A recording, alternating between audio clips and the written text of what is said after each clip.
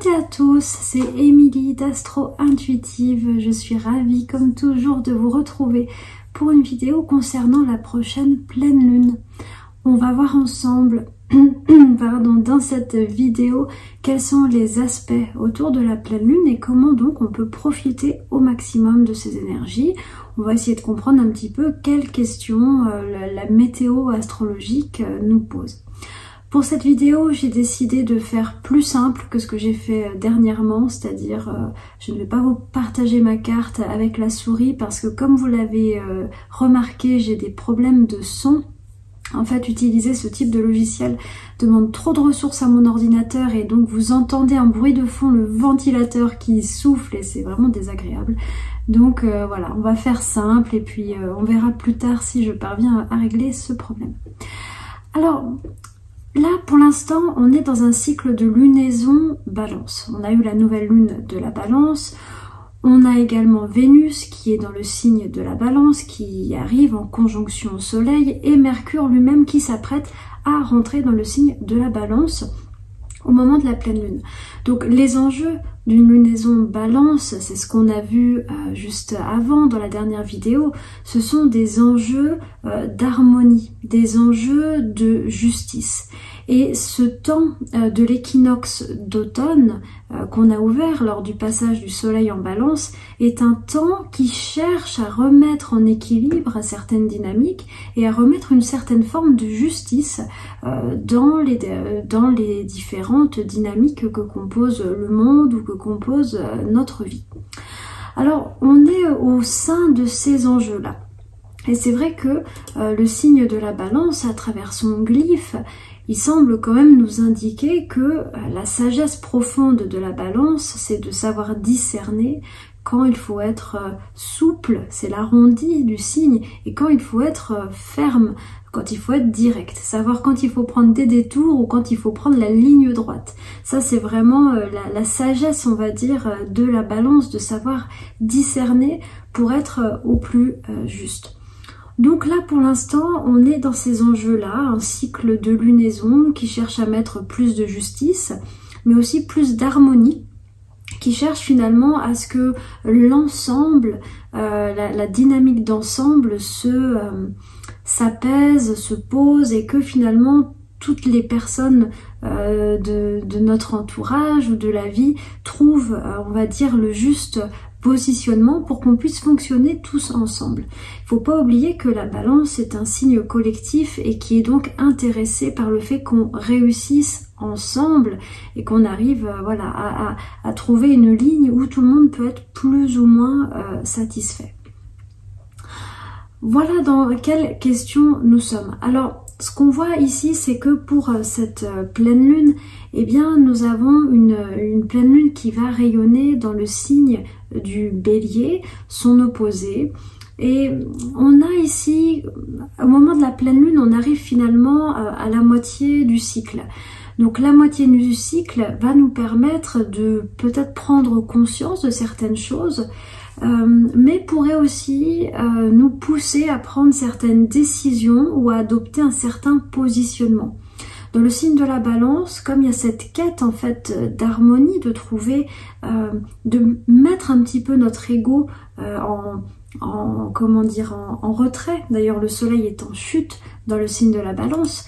Il y a un peu cette notion de pas trop se positionner pour que tout le monde puisse trouver sa place et de pas affirmer des positions trop fortes pour ne pas nuire à l'harmonie.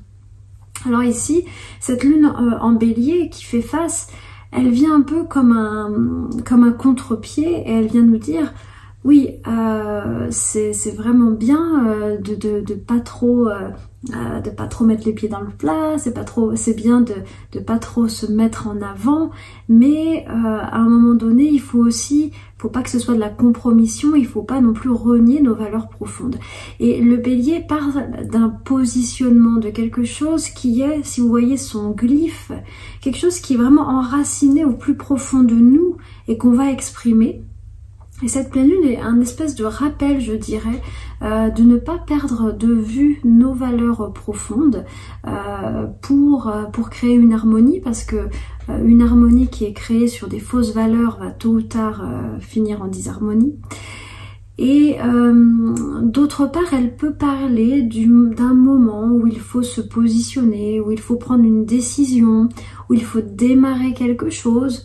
Cette pleine lune peut nous dire, ok, on a assez attendu, on a assez pris la température de tous les éléments et maintenant il est bon de se lancer. Quoi qu'il en soit, il y a cette notion de trouver un équilibre, et ce sont les questions des pleines lunes, sont des questions rapides qui durent 2-3 jours, un peu comme des fenêtres pour nous faire prendre conscience de choses, mais à chaque fois les pleines lunes nous demandent de trouver une ligne très très subtile d'équilibre, parce qu'on peut aussi aller trop loin dans l'énergie de la lune, donc ici dans l'énergie du bélier, et être dans un tel positionnement, dans une telle affirmation qu'on va finalement ruiner tous les efforts d'harmonie. Et la pleine lune dit: j'aimerais que tu trouves le juste équilibre, cet endroit où tu ne t'oublies pas et en même temps tu ne nuis pas à une dynamique collective, tu ne nuis pas à l'harmonie et tu parviens à te mettre dans une énergie d'ensemble. C'est pas toujours facile à faire, mais voilà, c'est un peu les enjeux sur lesquels on travaille pour cette lunaison. Alors, ce qu'on voit pour cette carte, c'est qu'on a une conjonction entre Vénus et le Soleil. On arrive en fait sur un très très bel aspect qui va durer une bonne partie de l'automne, qui est la conjonction de Vénus au Soleil. On voit ici que Vénus est un petit peu avant le Soleil, et donc Vénus étant plus rapide, elle va rejoindre le Soleil, et elles vont être vraiment liées, elles vont vraiment être sur les mêmes degrés, grosso modo de la période du 20 octobre jusqu'au début novembre, et vraiment la conjonction se desserrera vers le 10-12 novembre. Alors ici, cette Vénus en balance, très clairement, elle remet une couche, elle nous sensibilise à l'importance des arts vénusiens. Donc les arts vénusiens, c'est déjà l'art, c'est le beau, c'est l'esthétisme. Les arts vénusiens, c'est également la diplomatie, tous ces moments où on peut utiliser la rondeur, justement, la rondeur de la balance et la souplesse pour résoudre des problématiques ou pour trouver l'harmonie. Donc ici, il y a une vraie proposition d'avancer avec une stratégie qui vise quand même le doux, qui vise le beau et qui vise quand même également le juste. Maintenant, on voit que pour cette pleine lune, Vénus est également à l'opposition de la lune en bélier. Donc on voit bien que cette lune en bélier, à la fois, elle nous évite d'être dans une forme de compromission, c'est-à-dire d'accepter des choses pour avoir un bénéfice direct d'harmonie, notamment relationnelle, et en même temps qui nous ferait perdre peut-être nos valeurs profondes. Et voilà, et en même temps on voit que cette Vénus en balance qui aimerait que les choses soient douces, soient harmonieuses, soient agréables, elle est challengée peut-être par des événements extérieurs où il y a de la discorde, où il y a de l'agressivité, où il y a de la guerre, où il y a des personnalités qui sont trop fortes et qui s'affirment trop fortement et que donc ça crée des problèmes. Voilà, Vénus se met là-dedans, elle vient juste activer encore plus ces questions de la pleine lune qu'on a vu juste avant, qui est comment tu trouves la fine ligne entre tes valeurs personnelles, la défense de tes valeurs personnelles, c'est la lune en bélier, et la concorde et l'harmonie collective, c'est le signe de la balance. Une autre piste aussi d'interprétation pour cette pleine lune, c'est de la penser sous la thématique de la justice. Je vous expliquais que l'entrée du soleil en balance peut être un moment où des situations peuvent revenir dans des dynamiques de justice. Vous pouvez penser notamment à la fête de Saint-Michel, de l'archange Michael, qui se passe, je crois, vers le 28-29 septembre, bref, au moment pas très loin, pas longtemps après, l'entrée du soleil en balance, qui exprime ça, cette notion de justice associée au signe de la balance. Et une autre interprétation pour cette pleine lune, c'est de dire, y a-t-il des actes que tu dois faire, des décisions que tu dois prendre, c'est la lune en bélier, pour que cette justice puisse voir le jour? Y a-t-il des endroits où tu dois te positionner pour que les choses soient plus justes, pour que les choses soient plus équilibrées et au final pour qu'il y ait une meilleure harmonie? Voilà, ça c'est les grandes questions pour ce cycle. Alors évidemment, si on travaille le signe du bélier et de la balance, c'est-à-dire si dans notre thème astral on a le signe du soleil, de la lune, de l'ascendant ou des nœuds lunaires dans ces signes-là, eh bien, il y a fort à parier qu'on soit plus concerné par ces questions que peut-être d'autres signes. Alors, on va noter, quelques éléments, notamment ici nous avons la planète Mercure qui était rétrograde et qui est redevenue directe, donc elle est redevenue directe le 2 octobre, c'est-à-dire que ça y est, on a remis en question notre manière de penser, de nous déplacer, d'échanger de l'information, de nous organiser, et maintenant on y va. On repart, on a réorganisé et c'est reparti. Imaginez un magasin qui serait fermé pendant 2 jours pour réorganisation des rayons et hop, c'est bon, le magasin réouvre. Et ça, c'est le passage de Mercure direct. Donc on a de nouveau peut-être plus de fluidité dans les échanges, dans la communication, dans les voyages, dans les déplacements aussi. Et il y a un aspect qui est assez intéressant, je trouve, dont je voulais vous parler, qui est le fait que Mercure forme... il y a plusieurs choses, c'est pour ça que je dis ça, pardon, que Mercure forme un trigone avec Pluton, ce qui signifie que on a là une petite fenêtre autour de cette pleine lune où on peut être particulièrement avisé dans nos réflexions. Mercure-Pluton, c'est la capacité d'aller voir des secrets ou de percer à jour des choses qu'on n'avait pas compris jusqu'à présent, de pénétrer des questions intellectuelles, de les comprendre avec plus de profondeur.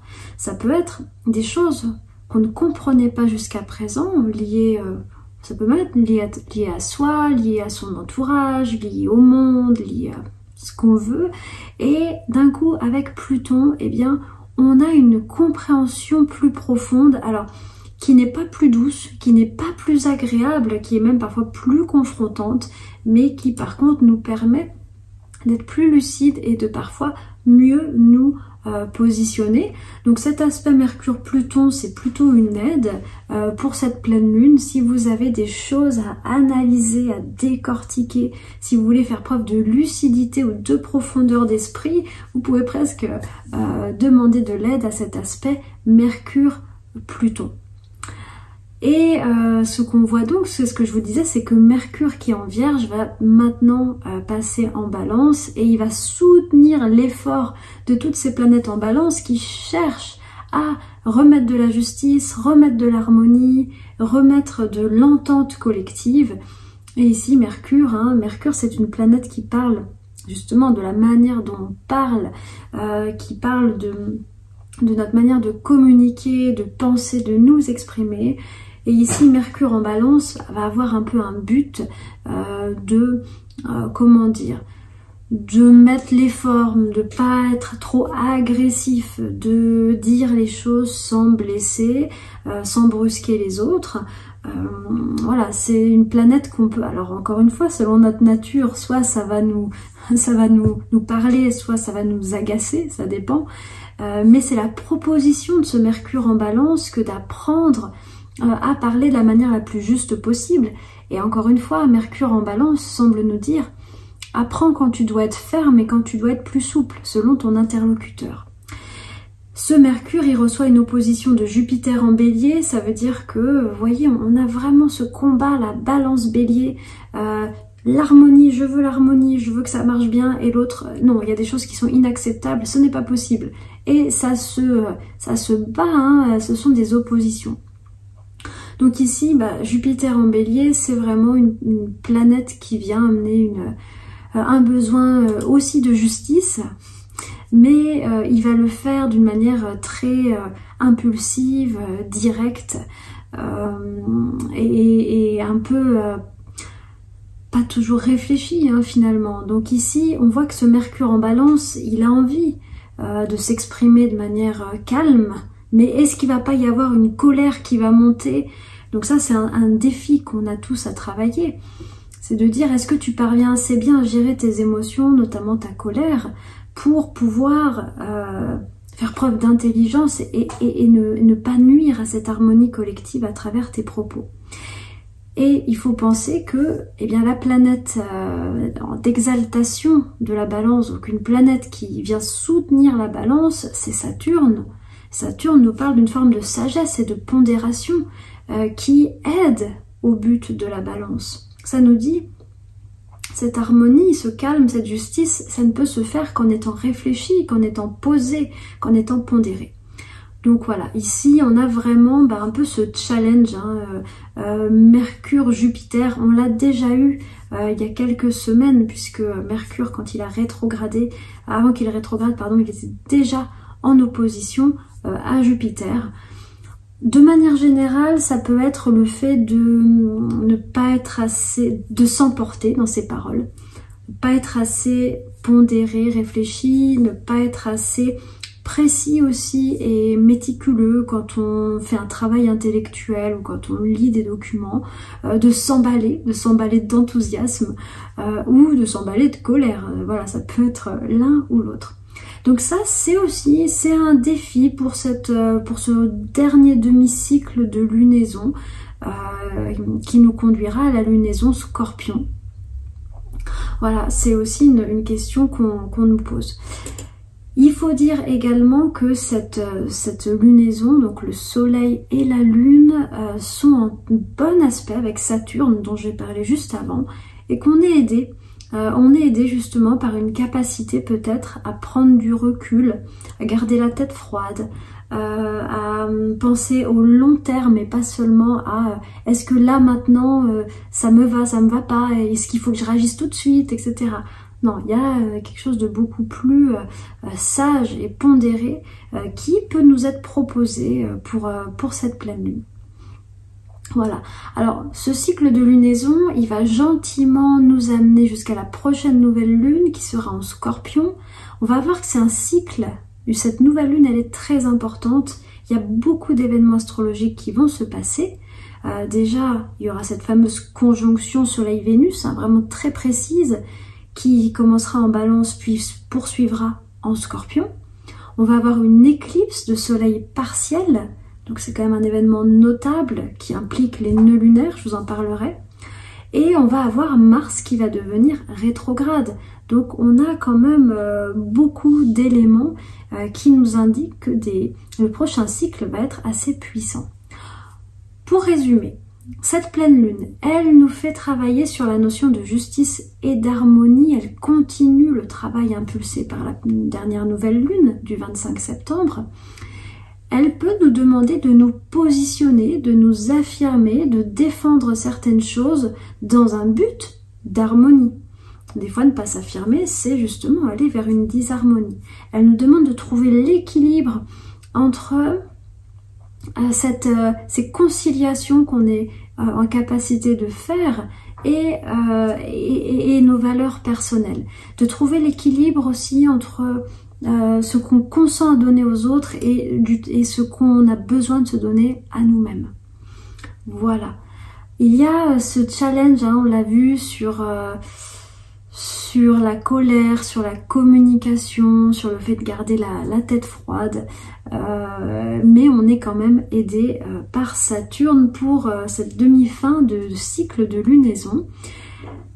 Voilà, on va s'arrêter là pour cette vidéo. On va commencer à ressentir la conjonction Soleil-Vénus, donc je vais en parler dans la prochaine vidéo, mais vous pouvez aussi gentiment commencer à vous mettre dans cette énergie vénusienne de beauté, d'harmonie, d'esthétisme. Vénus, ce n'est pas que l'entente entre les personnes, c'est aussi toute une dimension artistique qui pourrait prendre un peu plus de place vers cette fin d'année en lien avec la conjonction Soleil-Vénus.